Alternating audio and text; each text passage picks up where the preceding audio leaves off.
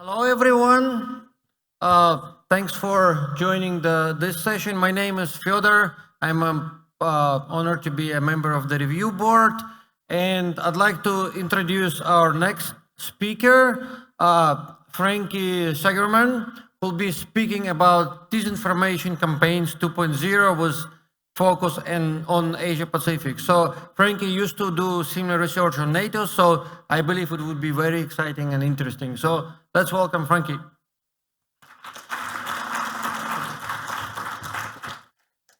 Okay.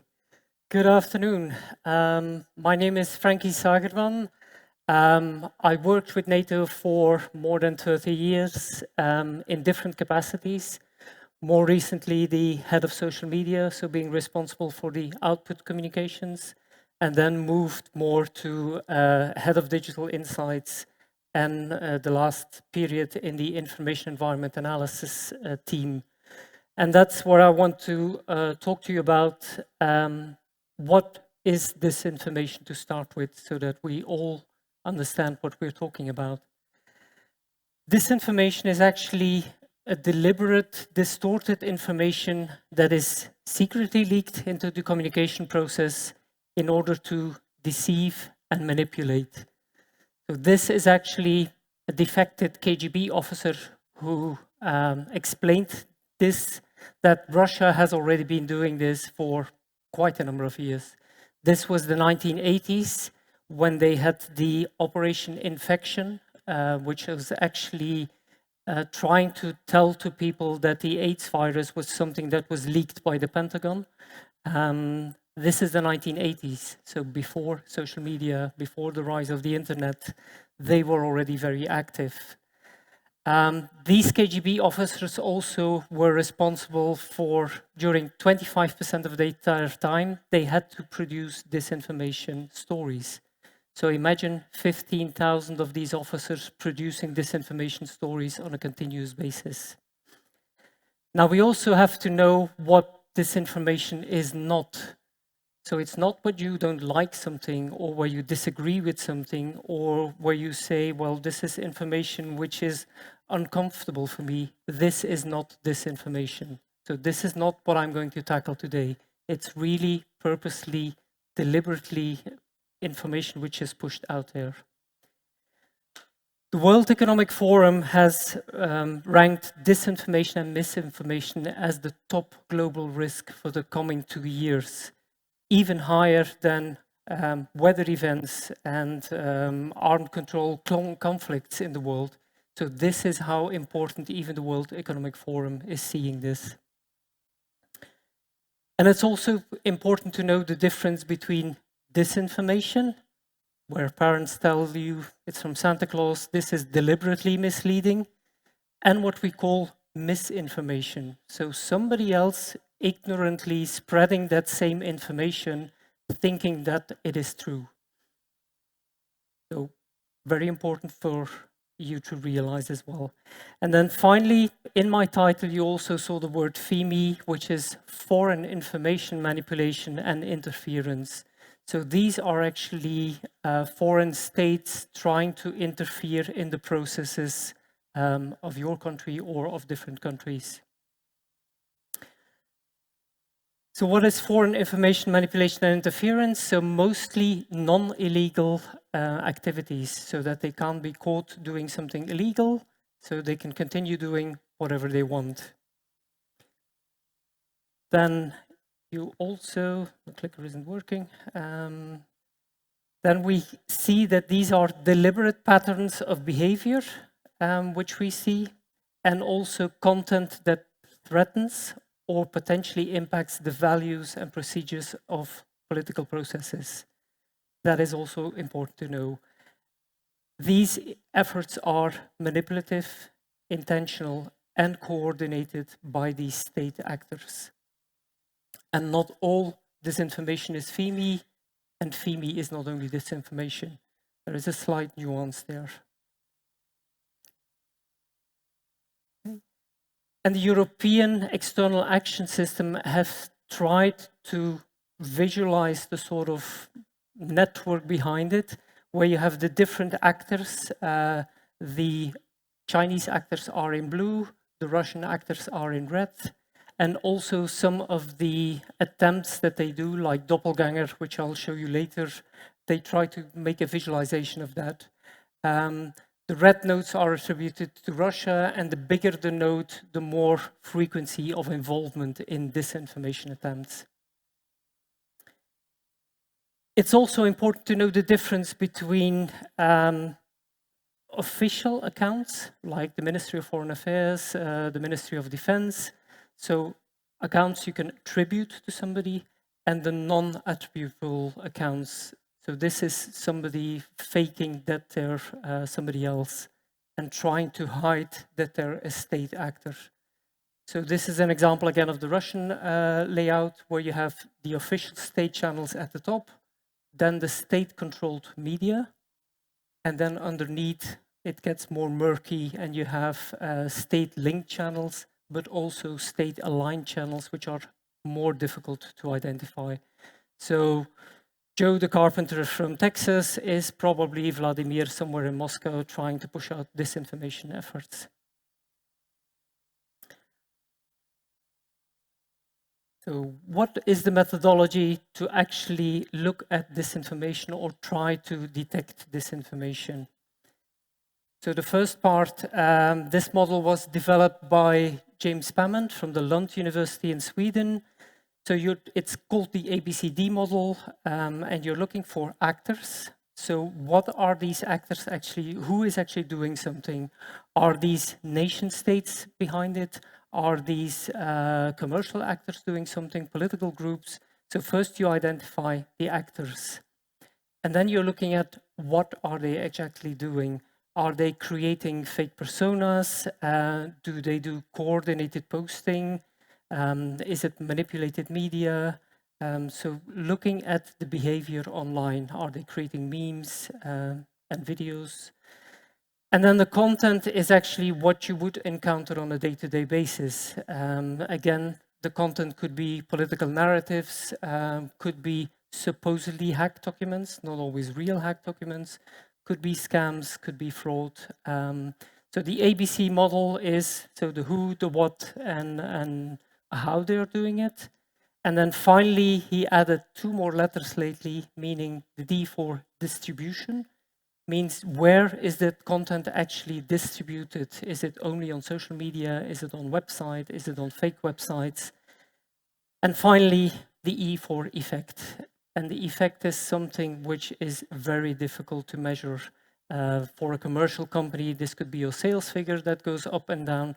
For a disinformation effect, it's the impact that they're having. So there might be a correlation between the impact and what they're doing, but a causal effect is very, very difficult to prove. So it actually is looking at narratives. So you have the narrative intelligence, then you're going to the actor intelligence, the who, you're assessing the threat, and you're looking at the impact. So these are actually the 4 steps which always come back when you do the research.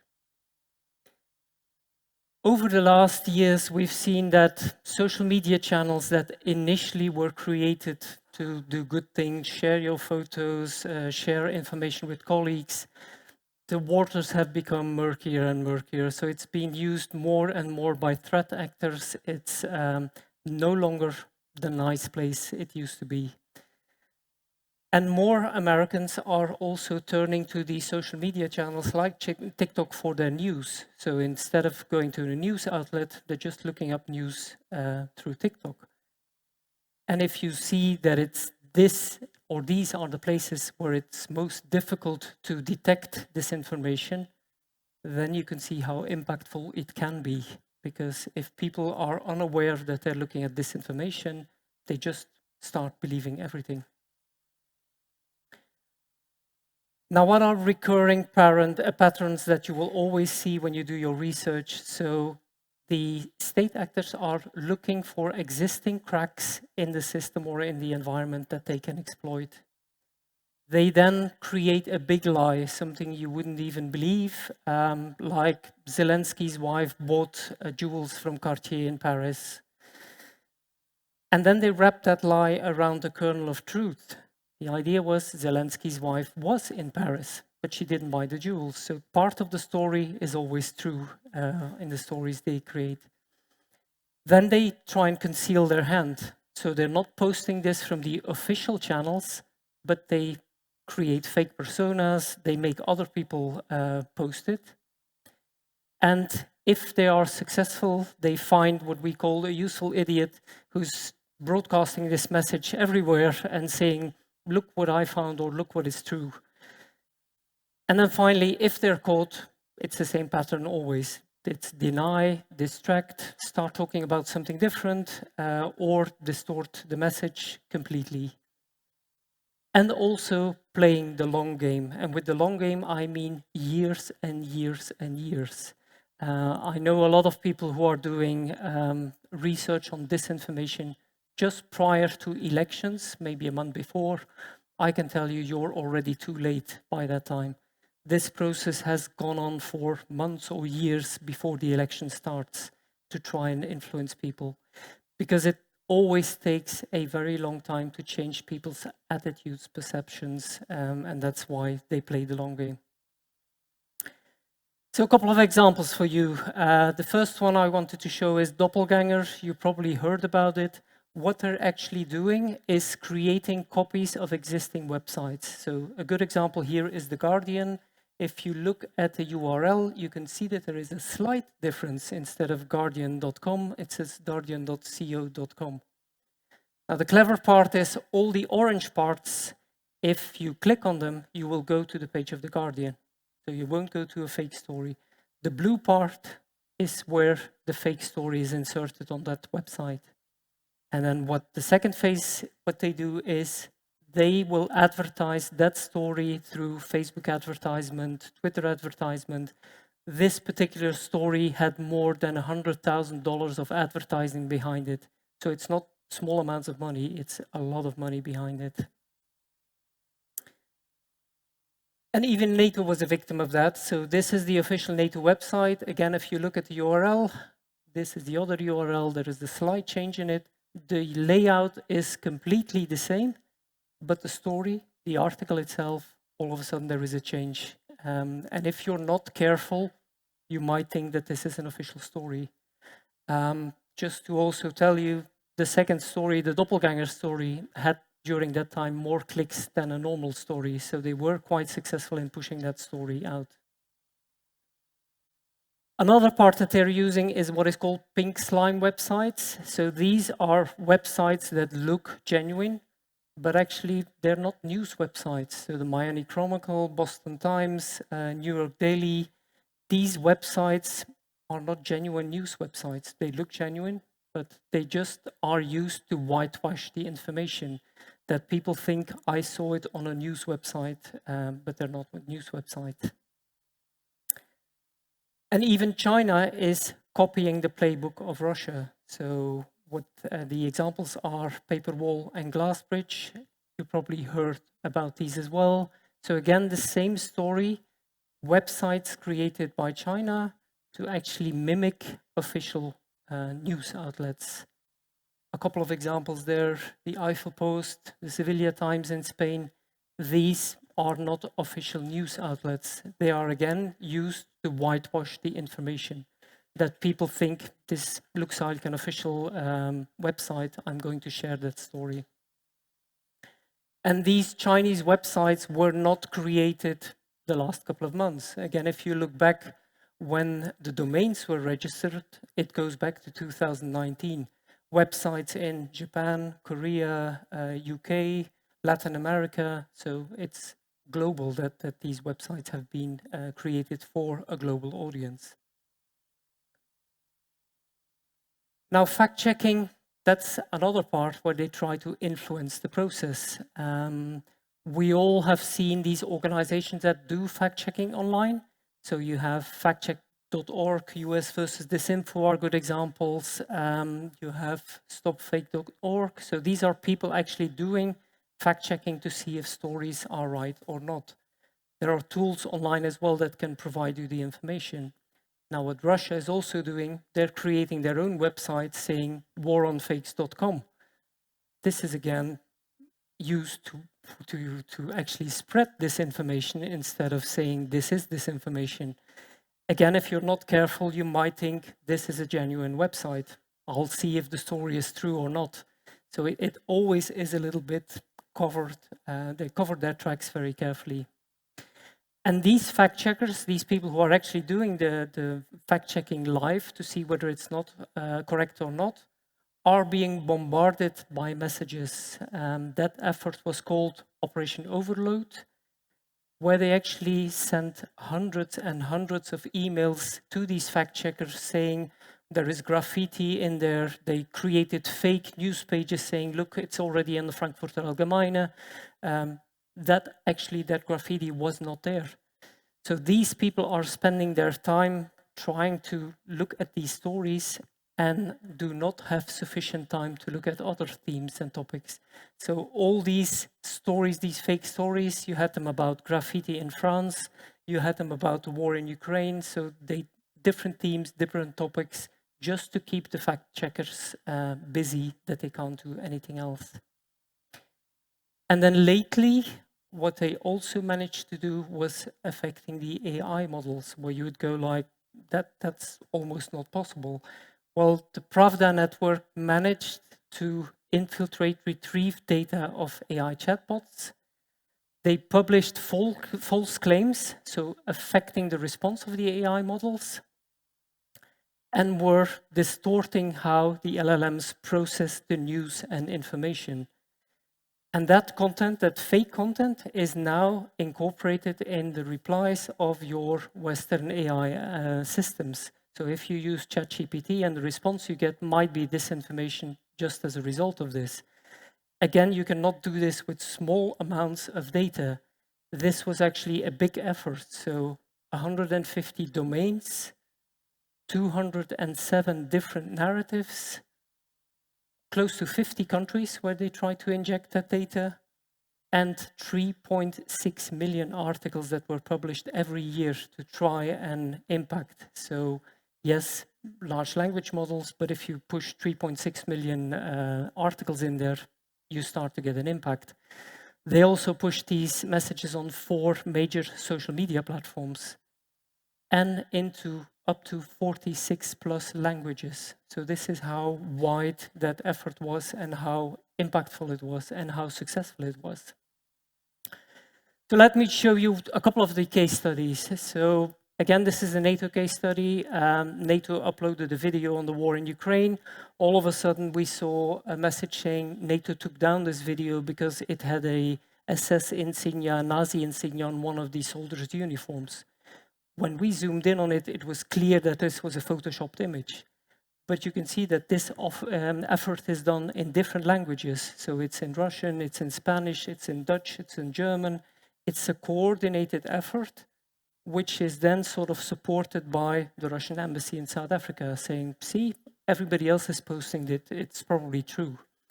So this is a way that they're using these fake authors to be able to actually push the message out. Another example is the support for Ukraine. So initially, it is messages that are put out again of misuse or abuse of US funding. And again, over a longer period of time, this is months before, again, the Olena Zelensky buying jewelry from Cartier, then saying Zelensky bought mansions in Florida, until you see that the message moves from the Russia supporters, which are the pink ones, into the green area, which are right-wing people. So they were actually successful in moving the message from one area to the other. The right wing amplified this message, and the only purpose was to block funding for Ukraine. And they were successful because at that moment in December 23, the Senate Republicans blocked the move to pass that support for Ukraine. So it might look harmless, but at the end, they are succeeding in their disinformation efforts. And again, it's a process that went on over months and months and months in different countries, from Lithuania, Spain, Georgia, Ukraine itself, Lithuania again. So months and months before they started, almost a year before that process. that's where you see that there is an orchestrated attempt behind it. A couple of examples closer to home here. A narrative we discovered saying South Korea is a failed US vassal state. When we looked at the network itself, you could clearly see that the key nodes, so the bigger nodes, were supported by a lot of bot activity. So this was not authentic behavior. And when you look at the actors themselves, it is a combination of Russia's state supporters, so again, the orange ones, and then a lot of Chinese state supporters. So the message is really pushed by both of these authors together. Another narrative, the world must remember World War II era atrocities committed by Japan. This was one we discovered close to here as well. Again, a lot of bot activity. So all these red dots are bots which are trying to amplify the message. In this case, close to 26% of all the accounts are bot accounts. And if you look at the actors behind it, all the green accounts are Chinese accounts. So this is no longer a story which is sort of the public which is talking. It's actually an orchestrated attempt in spreading this message. And AI, well, AI helps a lot. Where they used to have one person creating one story, you now can have that same person using AI to say, let's create 70 different versions of this story and then post it on all these platforms. It's not only the content which is created by AI, but they're using AI social media bio generators. They're using fake comments, automated fake comments, and they're using audio, images, videos, which are getting better and better. If you look at 6 months ago, a year ago, when you looked at deepfakes, that was still easy to detect. It was very easy. It has become harder and harder every day to detect these deepfakes.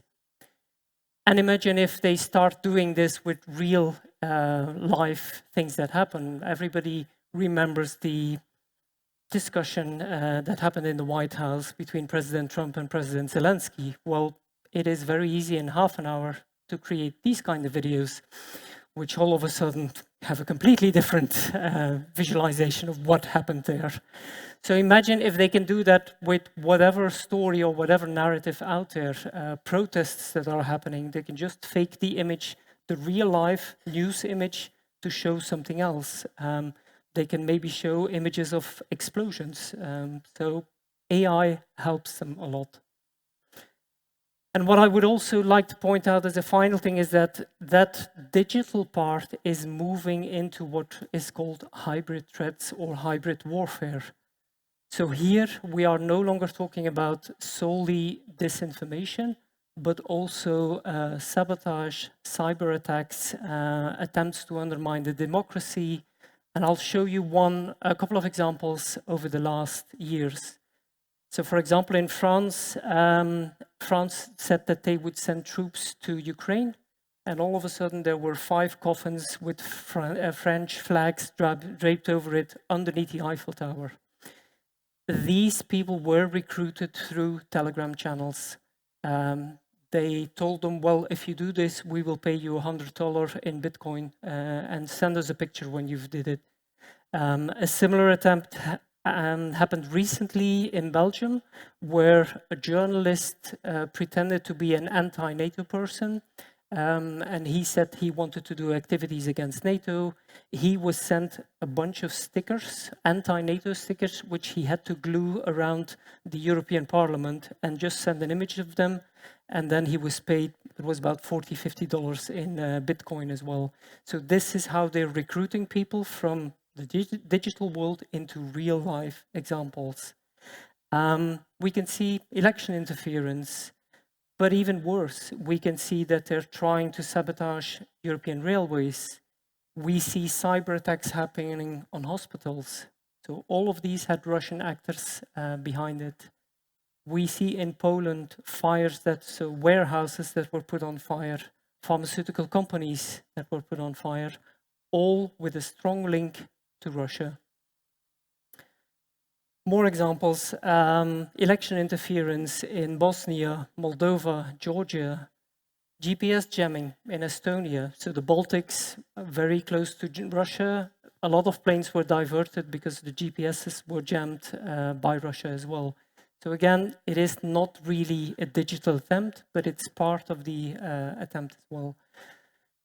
Germany, they tried to put a bomb on the DHL plane, a firebomb, just to see if they were able to manage to get close to security and see if they could actually get the bomb on board, to see if they could then get it on a passenger plane. But they were caught very last moment. There were plots to kill European weapons chief because they're producing weapons against Russia.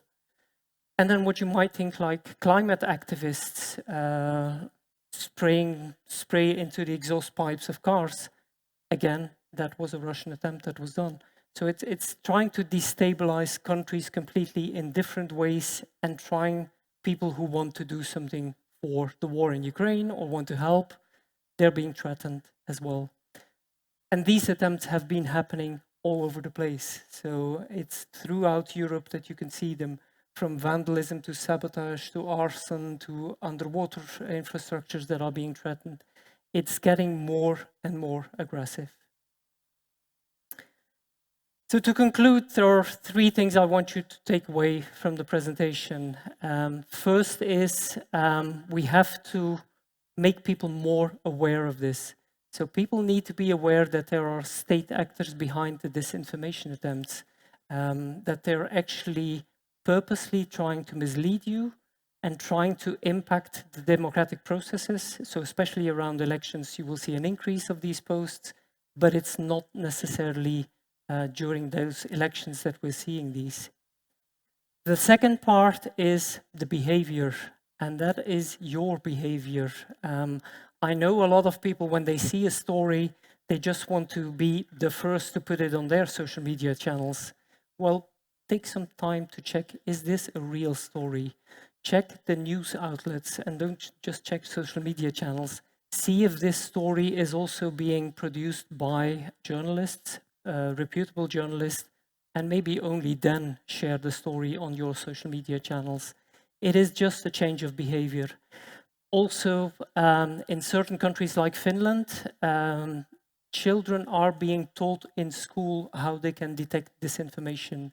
So that might be something as well, that the government decides to change the curriculum in the schools and say, we're going to include this and teach people how to use social media and how to detect disinformation. And finally, the final step is to counter disinformation. And by countering disinformation, I don't necessarily mean debunking disinformation. It's only part of the countering effect. So you debunk things or you pre-bunk disinformation, but it also needs to be a more robust and coordinated international effort. So not an effort from only one country. There should be, according to me, better regulations on the registration of domain names, because it's way too easy to register fake domains and to create fake domains to sort of whitewash your information. We also need to see if there is a way to enhance the platform accountability. So make these platforms accountable for what is happening on their platforms. It is so easy for them to say, we are not creating the content, we are just providing a service. They are helping to get that message around. But on the other hand, they are reluctant to do this because, as I show you that one example of $100,000 for one fake advertisement, maybe if they block all of these, they will cut their revenue and have hundreds of thousands of less revenue in advertising. And there should also be more improved data access for researchers, because currently what you can see is you can see a lot of Twitter data because that's the only open fire hose you can get to, but it's more difficult to look at the Meta empire. So Meta is very restrictive of their data. So what if they would open it up more to researchers and give them access to the data for research purposes? I think then we will see that the problem is even bigger than what we actually think for the moment. So I think we're at time. Thanks for your attention. And if you have any questions, I'll stay here. Please come and see me, and I'll try and give a reply to all your questions. Thank you very much.